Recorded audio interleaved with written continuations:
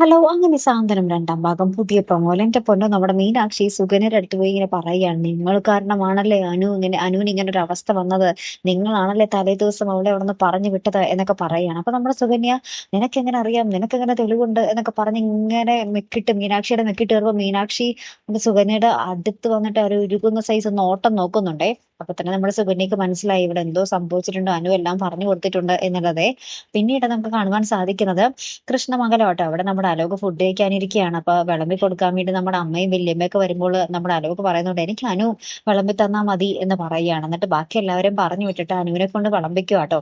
അപ്പൊ ഇഡ്ഡലി ആയിരിക്കും. ഇഡ്ഡലി ഇങ്ങനെ അലോകിന് പ്ലേറ്റിൽ ഇട്ട് കൊടുക്കുമ്പോൾ നമ്മുടെ അലോക് പറയും, അതായത് "എനിക്ക് ഈ ഇഡ്ഡലി വേണ്ട. ഈ ഇഡ്ഡലി കൊള്ളത്തില്ല. നീ വേറെ ഇഡ്ഡലി പോയി ഉണ്ടാക്കി കൊണ്ടുവാ" എന്ന് പറയുകയാണ്. അപ്പൊ അനു ആദ്യം പറയുന്നുണ്ട്, "ഇതിന് കുഴപ്പമൊന്നുമില്ലല്ലോ" എന്നൊക്കെ പറഞ്ഞിട്ട് നമ്മുടെ അലോക് സമ്മതിക്കാതെ അനുവിനെ അടുക്കളയിലേക്ക് പറഞ്ഞു വിടുവാണ്. ശരിക്കും പറഞ്ഞാൽ ആ ഇഡ്ഡലി അവന്റെ വായിൽ കുത്തിക്കേറ്റി കൊടുക്കണം. അതാണ് വേണ്ടത്. അല്ലേ കൂട്ടുകാരെ? കാത്തിരിക്കാട്ടോ അടുത്തൊരു വീഡിയോയുമായി വരുന്നത് വരയ്ക്കും. Good bye.